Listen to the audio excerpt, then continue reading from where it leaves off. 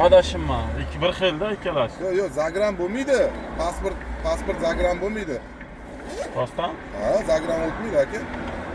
O'zingizni ID kartangiz bo'ladi yoki pravangiz bo'ladi. Rostdan adashmayapsizmi? Ha, men adashayotgan bo'lsa, ariza yozsangiz bo'ladi ustimdan. Aniq, Zagram ha? bilan avtoulov boshqara olmaysiz. Qayerga zagram degan topib beringman? Ma'muriy javobgarlik kodi 135-moddasida yo biometrik pasport yo ID karta deyapti.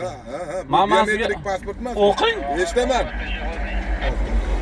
O'qing. O'qing. Yo'q, bu yana aytyapman, ta'kidlayapman sizga. 135-bandni to'g'ri aytdingiz. O'tda mana zagram. Ha, o'qib bering, zagram degan joyini topib bering, iltimos. Siz chet elga kirish chiqish uchun bundan foydalanasizmi? Yo'q. Ha. O'zbekiston Respublikasi pasport to'g'risida qonun bo'yicha O'zbekiston barcha hududlarda pasport o'rnini olsa, bu biometrik pasport mana shu. Boshqa pasportimiz bormi? Boshqa pasportmi? U ID kartani, u karta u, nomi bilan aydi. Biometrik pasport beraman. Shaxsni tasdiqlovchi hujjat sifatida o'tadi u. Aka, men sizga qarang. Butun O'zbekistonga, dunyoga meni shaxsimni boshqa davlatga o'tgan, boshqa butun dunyoga o'tgan 17 ta davlat borganman. O'zimni yurtimda o'tmaydimi? O'tmaydi demayapman u. Boshqarish vakolatiga biometrik pasport beryapman, hurmatli inspektor. Men sizga biometrik pasport beryapman. Yana aytyapman, bu sizga o'tmaydi demayapman. Bu bilan siz chet elga chiqish yoki kim aytyapti shu gapni? Men aytyapman sizga. Siz aytaverasiz, pasport to'g'risida qonun. Haydovchilik huquqini bermaydi bu sizga. Men haydovchilik guvohnoma olishga majburmanmi? Yo'q, yana aytyapman, siz yoki ID karta berasiz, yoki deyapman, haydovchilik guvohnomasini olib berasiz. Yo'q, biometrik pasport beraman sizga. Biometrik pasport beraman. To'lov boshqarsa bo'ladimi? Mashinani ishtirada protokol bayonnoma rasmiylashtirasiz. Bayonnoma rasmiylashtirasiz. Assalomu alaykum. Va alaykum assalom. Qarang, eshiting, dalolatnoma tuzasiz. Video ketyapti. Dalolatnoma tuzasiz, mashinani ishtirobni plashitga qo'yamiz, rasmiylashtiring. Mana bungami, boshqa hujjatingiz yo'qmi?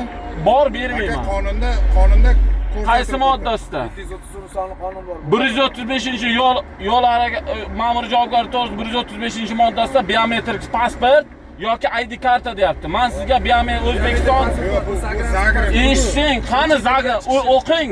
Soatingiz bormi? Soatingiz bormi? Chiqish uchun nima bormi? Soatingiz bormi? Bo'lmasa o'qing. Nima deb yozilgan? O'qing. Buniga qizil berilyapti. Bormi deb gapirmanglar aka. O'qing, hurmatli inspektor. Iltimos. Biometrik pasport sizga taqdim qilyapman. Biometrik pasport emasmi? Zagring to'g'ri aka. Menga telefonni ber, telefonni ber. Hozir. Zagring pasport bering, gap bo'lishi mumkin emas. Mashinani dalolatnoma qilib shtrabni plashitga qo'ying, iltimos. Dalolatnoma rasmiylashtiring. Ha, biometrik pasport berdi, o'tmaydi deb qog'oz oling, ikkita guvoh chaqiring, bayonnoma rasmiylashtiring, men roziman. Davay qo'ying. Da tezlashtiring. Rasmiylashtiring. Avvalambor bu jahl qilmayman, iltimos qilyapman. Iltimos qilyapman. Savotingiz bormi? Iltimos qilyapman. Iltimos qilyapman. Qarang. Siz qonunga amal qilmayapsiz. Qonunga siz ichki ishlar to'g'risida qonunni kasb odobnomasi kodeksida ish qanaqa kiyinish kerak, fuqaro bilan qanaqa muloqot qilish kerak, hammasi aytilgan. Nega siz amal qilmayapsiz qonunga? Nima 975-Vazirlar Mahkamasi 975 sonli qaroriga bo'ysunmayapsizlar birontalaring? Nima uchun bodi kamera 3 kishi ham keldi. Bodi kamera haqida menga ma'lumot bermayapsiz? Ha? Gapni eshiting. Mana rasmiylashtiring, jon aka. Men mashina ishtirobnoma plashitga qo'yamiz, oq listga